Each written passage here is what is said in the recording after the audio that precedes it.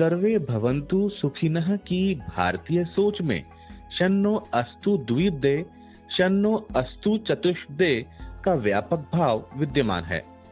बुद्धि, विवेक और चेतना के प्रतीक मनुष्य के अधिकार ही नहीं, हम निरीह जीवों जिनमें दोपाय और चौपाय शामिल हैं, उनकी रक्षा, उनके कल्याण और अधिकारों की भी पर्याप्त चिंता करते हैं।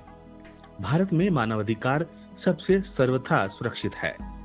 चाहे हमारी आधी आबादी का हिस्सा मातृशक्ति हो, चाहे दुर्गम क्षेत्रों में रहने वाले मूल निवासी अथवा वनवासी, चाहे वंचित और पिछड़े या अल्पसंख्यक समुदाय में आने वाले, भारत की संस्कृति और परंपरा ही सर्वसमावेशी है। हम सबसे समता की भावना रखते हैं। 7.5 दशक की स्वाधीनता और लोकतांत्रिक व्यवस्था में संविधान में भी ऐसे प्रावधान हैं कि कोई प्रश्न खड़े नहीं कर सकता। 19वीं सदी के दूसरे दशक में ही सत्य, अहिंसा और प्रेम के संदेशवाहक हमारे महात्मा गांधी ने काले गोरे का भेद मिटाने के लिए 7 समंदर पार दक्षिण अफ्रीका से वैश्विक आंदोलन छेड़ दिया था।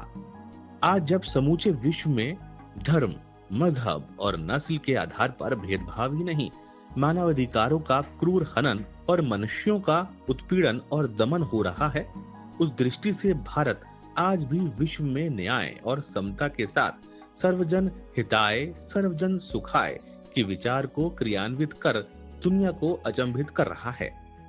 विश्व में साम्राज्यवादी विस्तार के लिए कुख्यात चीन अपने सिंजियांग प्रांत में उइगर मुसलमानों का कैसा शोषण, दमन और उत्पीड़न कर रहा है, यह किसी से छिपा नहीं है। मुसलमानों की मस्जिदों को जमींदोज कर दिया गया है। मुस्लिम महिलाओं के बुर्के पर कड़ा प्रतिबंध लगाया गया है।